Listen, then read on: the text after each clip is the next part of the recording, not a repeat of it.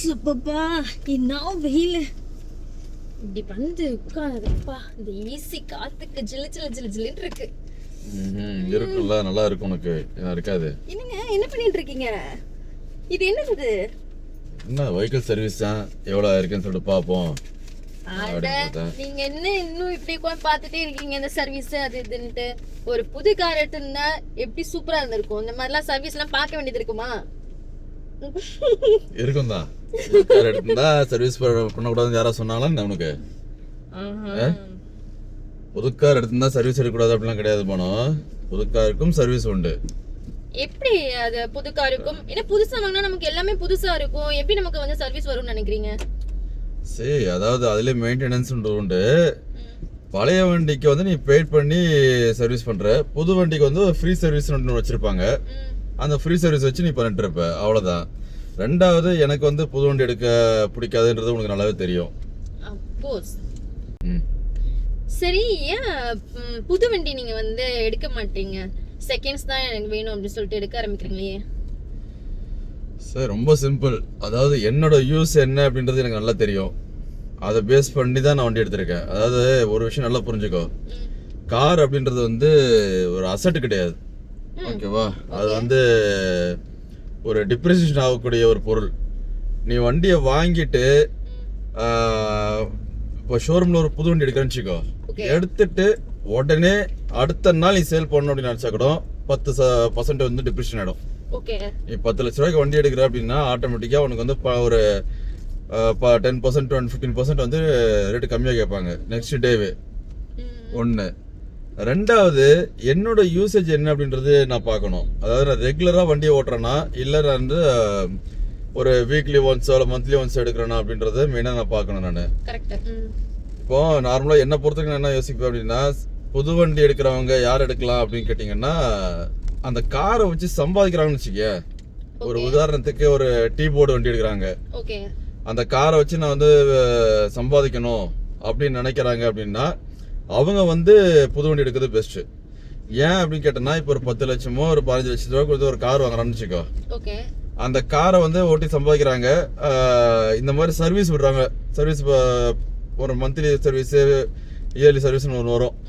இந்த சர்வீஸ் விடும்போது அந்த மாதிரி அந்த இயர்லி சர்வீஸ்னு வருது இல்லையா? ஸோ அந்த மாதிரி வரும்போது உனக்கு புது வண்டி எடுத்த அப்படின்னா உனக்கு வந்து ஃப்ரீ சர்வீஸில் கவர் ஆகிடும். அப்போது நம்ம சம்பாதிக்கிற பணம் வந்து உனக்கு சர்வீஸில் கொடுக்க வேண்டியது இருக்காது, ஓரளவு கொஞ்சம் கையில் நிற்கிறதுக்கு வாய்ப்பு இருக்கு. ரெண்டாவது, நான் வந்து ரெகுலராக வண்டி எடுக்கிறேன்னு வச்சுக்கோ, ஒரு டீ போர்டு இல்லை, பட் நான் ஒரு பிஸ்னஸ் பண்ணிட்டு இருக்கேன். ஆனால் ரெகுலராக வந்து நான் என்னோட ஆஃபீஸ் யூஸுக்கோ இல்லை என்னோட பிஸ்னஸ் பர்பஸ்க்கோ நான் ரெகுலராக கார் எடுக்கிறேன் அப்படின்னாலும் அவங்களுக்கு புது வண்டி போர்த்து, சரிங்களா? ஏன்னா வந்து நம்ம வண்டி ஓட்ட வந்து ஒன்று என்ன ஒன்றா ஒன்று சர்வீஸ்க்கு கொடுக்கணும். ஒன்று. ரெண்டாவது, இன்னொரு விஷயம் நல்லா புரிஞ்சுக்கோ, காரை பொறுத்த வரைக்கும் வண்டி நிறுத்திட்டு இருந்தோம் அப்படின்னா கார் அவ்வளோதான் காலி. அதாவது உனக்கு வண்டி வந்து ரன்னிங் இருக்கணும் எப்பவுமே, அட்லீஸ்ட் வீக்லி ஒன்ஸாவது அந்த கார் எடுக்கணும். அந்த மாதிரி பர்பஸ் இருக்கவங்க மட்டும்தான் காருக்கு போகணும். இப்போ உனக்கே தெரியும் நம்ம எப்போ வண்டி எடுக்கிறோம் அப்படின்னு சொல்லிட்டு. ஸோ வீக்லி ஒன்ஸ் இல்லை 2 வீக்ஸ் ஒன்ஸ் தான் நம்ம வண்டி எடுக்கிறோம், அதுக்குமே வண்டி எடுக்கிறது கிடையாது. ஸோ அப்படி இருக்கும்போது நம்மளை பொறுத்த வரைக்கும் புது வண்டி எடுக்கிறவங்க அப்படின்றது வந்து ரெகுலராக யார் வண்டி ஓட்டுறாங்களோ அவங்க புது வண்டி எடுக்கிறது நல்லது. நான் வந்து வீக்லி ஒன்ஸ் தான் எடுப்பேன், 10 டேஸ் ஒன்ஸ் தான் நான் வண்டி எடுப்பேன் அப்படின்ற நினைக்கிறவங்க வந்து பெட்டர் நீ வந்து செகண்ட் ஹேண்ட் வண்டி போகிறது வந்து ரொம்ப ரொம்ப நல்ல ஒரு விஷயம்.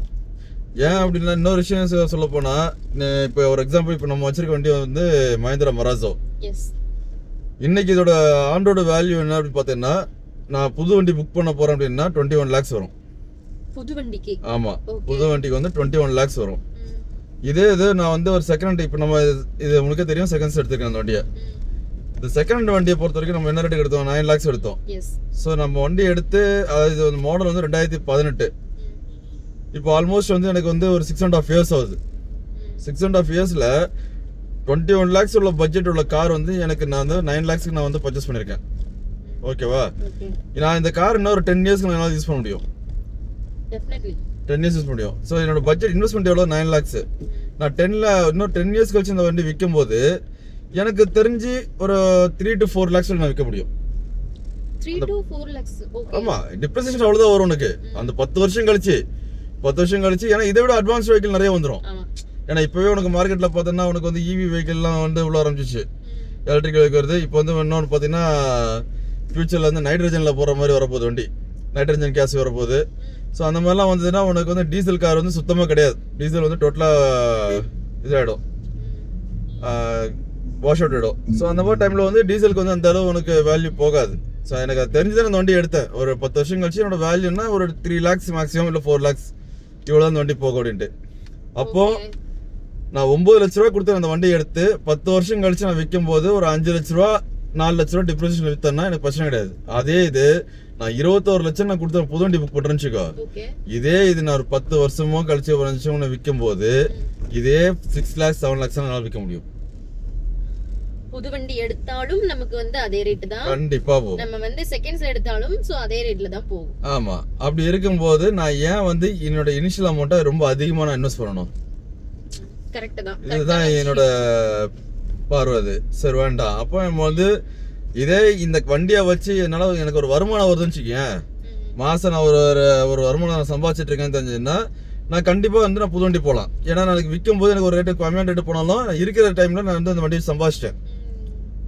பட் எனக்கு இது கிடையாது. இல்லை, நம்ம சும்மா நிற்கிற வண்டிக்கு எதுக்கு நான் அவ்வளோ தூரம் செலவு பண்ணணும் அப்படின்றது தான் வந்து புது வண்டிக்கு வேண்டாம், எனக்கு பழைய வண்டி தான் எடுக்கணும் அப்படின்றது. அப்ப கரெக்டா பிளான் பண்ணி தான் உங்களுக்கு ஏத்த மாதிரி வண்டி எடுத்துருக்கீங்க. இல்லை, நான் மட்டும் கிடையாது, பொதுவாக வந்து வண்டி எடுக்கணும் முடிவு பண்ணுறாங்க அப்படின்னா, ஒரு கார் வாங்கணும் அப்படின்னு ஆசைப்படுறாங்க அப்படின்னா எல்லாருமே ஃபர்ஸ்ட் நம்மளோட தேவை என்னன்றதை ஃபர்ஸ்ட் அனலைஸ் பண்ணணும்.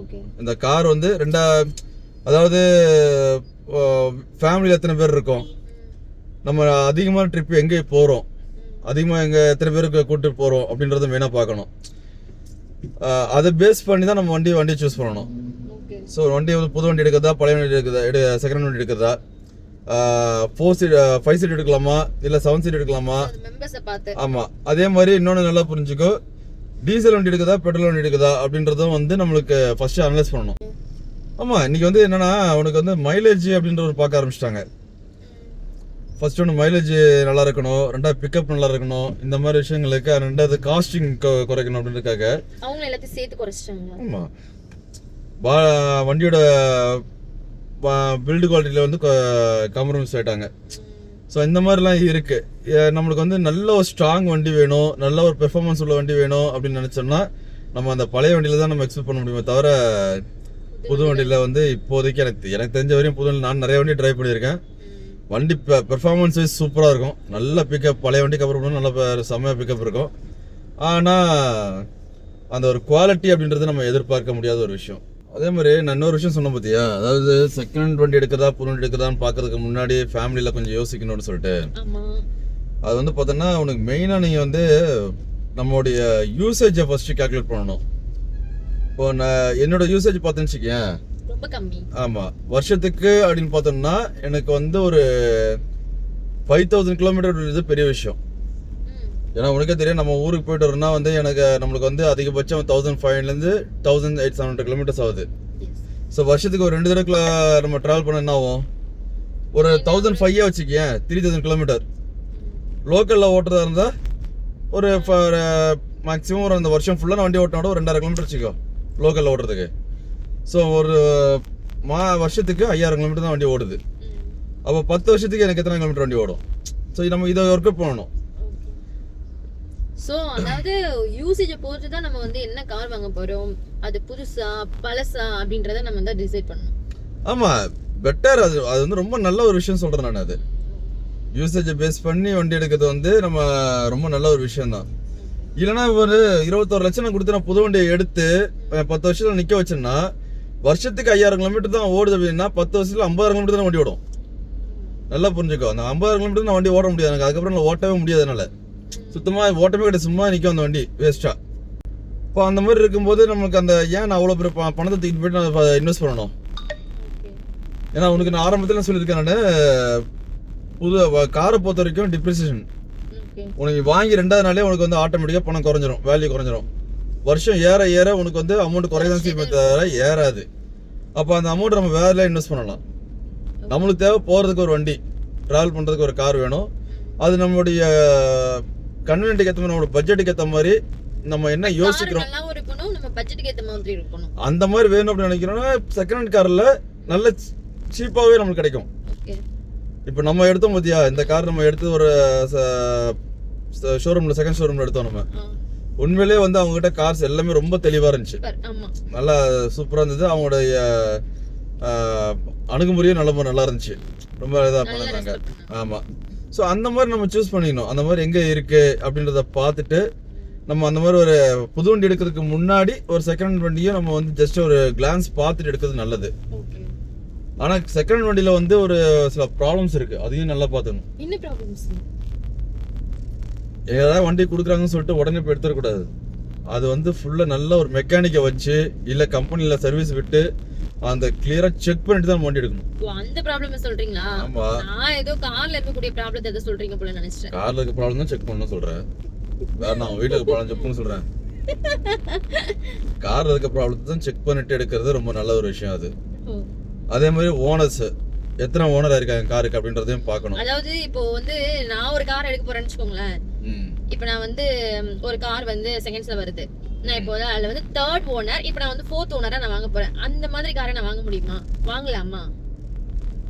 ஃபோர்த் ஓனர் அப்படின்னு வரும்போது அந்த காரோட லைஃப் என்னன்னு பார்க்கணும் நீ. அப்படியா? ஆமா. அதாவது இப்போ நீ ஒரு உதாரணத்துக்கு அந்த கார் ஆல்ரெடி ஒரு 10 வருஷம் ஆயிடுச்சுன்னு வச்சுக்கேன், 10 வருஷம் ஆன கார் நீ வாங்குற, 4வது ஓனர் இருக்காங்க. ஒரு காரோட லைஃப் என்னன்னு பார்த்தோன்னா, ஒரு புது வண்டி எடுக்கிற அப்படின்னா 15 இயர்ஸ் அதோட லைஃப். 15 வருஷத்துல வந்து எஃப்சி பாஸ் பண்ணணும். அதுக்கப்புறம் வந்து ஒவ்வொரு 5 வருஷத்துக்கு கூட எஃப்சி பாஸ் பண்ணணும். ஓகேவா? ஸோ ஆல்ரெடி நீ எடுக்கிற செகண்ட் வண்டி வந்து ஒரு 10 வருஷம் ஆயிடுச்சு. அப்போ 5 வருஷத்துல உனக்கு வந்து எஃப்சி பாஸ் பண்ணணும். நீ அந்த கார் எடுக்கும்போது நீ ஃபோர்த் ஓனரா நீ கன்வெர்ட் ஆகிற அப்படின்னா, நாளைக்கு நீ இன்னொரு 5 வருஷம் ஓட்டிட்டு அந்த எஃப்சியை பாஸ் பண்ணிட்டு நீ அதை விற்கிறன்னு வச்சுக்கோ, விற்கிறது நினைச்சாலோ இல்லை எக்ஸ்சேஞ்ச் ஆஃபர் நீ போடணும்னு நினைச்சாலோ அந்த வண்டி டோட்டலா வேல்யூ போகாது. வேல்யூ போகாது. அதே இது வண்டி நான் விற்க போதுங்க, இது வந்து இதுக்கப்புறம் என் லைஃப் ஃபுல்லாக அந்த வண்டி தான் யூஸ் பண்ண போறேன், நான் வேற வண்டி எடுக்கிற ஐடியா எனக்கு இல்லை, பட் எனக்கு பட்ஜெட் கம்மியாக வரணும், அதே டைம்ல எனக்கு காரும் வேணும் எனக்கு அப்படின்னு நினைச்ச அப்படின்னா நீ தாராளமா ஃபோர்த் ஓனர் எடுத்துட்டு போகலாம். வண்டி மட்டும் நல்லா இருக்கா அப்படின்றத நீ செக் பண்ணிக்கணும் கிளியரா. அதுக்கப்புறம் நம்ம வந்து கொடுக்க வேணாம் அப்படின்ற முடிவு பண்ணிட்டோம் அப்படின்னா நம்ம வந்து அதை எடுத்துக்கலாம். ஆமா, நம்ம கொடுக்க வேணாம் சொன்னதுக்கு அப்புறம் எதுக்கு நம்ம ஃபோர்த் ஓனர் வந்தானே ஃபிஃப்த் ஓனர் வந்தானே, நம்மளுக்கு தான் வண்டி நல்ல கண்டிஷன் இருக்கா தான் நம்ம போய் பார்க்கணும். சென்டிமெண்ட் இதெல்லாம் பார்த்து நம்ம கூடவே வச்சுக்கிட்டோம் அப்படின்னா நம்ம வந்து அதுக்கப்புறம் நம்ம இது பண்ண தேவையில்லை. ஆமா, அதை சார்ந்து பார்க்கறது ரொம்ப நல்ல ஒரு விஷயம் தான் அது. ஸோ நம்ம வீடியோ பார்க்குறவங்க யாராவது செகண்ட் வண்டி வாங்கணும் அப்படின்னு ஏதாவது பிளான் பண்ணியிருந்தாங்க அப்படின்னா டிஸ்கிரிப்ஷனில் என்னோட நம்பர் கொடுத்துருக்கேன், வாட்ஸ்அப் நம்பர் கொடுத்துருக்கேன். ஜஸ்ட்டு அதில் பிங்க் பண்ணுங்கள். அதாவது நீங்கள் என்ன மாதிரி வண்டி பார்த்துட்டு இருக்கீங்க, என்ன பட்ஜெட்டில் பார்த்துருக்கீங்கன்னு சொல்லிட்டு. நான் கார் சேல்ஸ் பண்ணுற ஐடியாலாம் கிடையாதுங்க, கார் சேல்ஸ் பண்ணுறவனும் கிடையாது. நான் எங்கே வாங்கினேன் அப்படின்றது நான் உங்களுக்கு ரெஃபர் பண்ணுறேன். உண்மையிலேயே வந்து நான் வாங்கின இடத்துல அந்த காருங்கெல்லாம் ரொம்ப தெளிவா இருக்கு. இல்ல நானும் பார்த்தேன் அங்க வந்து, ஆனா சூப்பரா அவங்க கொடுக்குற அந்த மரியாதை அது எல்லாமே வந்து சூப்பரா இருந்துச்சு. காரும் வந்து ரொம்ப சூப்பரா இருக்கு. நாங்க ஒன் டைம் இப்பதான் ரீசெண்டா நாங்க தூத்துக்குடி போயிட்டு வந்தோம். அந்த காருக்குள்ள இருக்கக்கூடிய அந்த ஒரு டயர்ட்னஸ் எதுவுமே தெரியவே இல்லை. அடுத்த நாள் வந்தோம் ஃப்ரீயா ஆட்டோமேட்டிக்கா எங்களோட வேலையை போய் செஞ்சுட்டே தான் இருந்தோமே தவிர நாங்க டயர்டாகி நாங்க சோர்ந்து போய் படுக்கவே இல்லை. ஸோ என்னோட நம்பர் நான் டிஸ்கிரிப்ஷனில் கொடுத்துருக்கேன். ஜஸ்ட் வந்து பிங்க் பண்ணுங்க, நான் அவங்களுடைய கான்டாக்ட் நம்பர் உங்களுக்கு ஷேர் பண்ணி விட்றேன். நீங்களே ஜஸ்ட் செக் பண்ணி பாருங்கள். அதாவது ஒரு இடம் மட்டும் பார்க்காதீங்க, 4 இடம் பாருங்கள். காரு எங்கே நல்லா இருக்குது, என்ன கண்டிஷனில் இருக்குன்னு சொல்லிட்டு பாருங்கள். ஒரு மெக்கானிக்கை வச்சு நல்லா கிளியராக செக் பண்ணுங்கள். பார்த்துட்டு இங்கேயும் செக் பண்ணி பாருங்கள். இன்ஃபேக்ட் உங்களுக்கு நல்லா பிடிச்சிருந்தது அப்படின்னா நீங்கள் வண்டி தாராளமாக எடுக்கலாம். ஸோ இந்த வீடியோ உங்களுக்கு யூஸ்ஃபுல்லாக இருக்கும்னு நினைக்கிறேன். ஸோ ஃபஸ்ட் டைம் நம்மளுடைய டிரைவ் வித் மராசோ சேனலை பார்த்துட்டு இருக்கீங்க அப்படின்னா தயவுசெய்து சப்ஸ்கிரைப் பண்ணுங்கள், லைக் பண்ணுங்கள், ஒரு ஷேர் பண்ணிவிடுங்க. ஸோ எங்களுக்கு அது கொஞ்சம் யூஸ்ஃபுல்லாக இருக்கும். ஸோ நெக்ஸ்ட் வீடியோவில் உங்களோட சந்திக்கும் வரை உங்களோட விடைபெறுவது அற்புதராஜ்.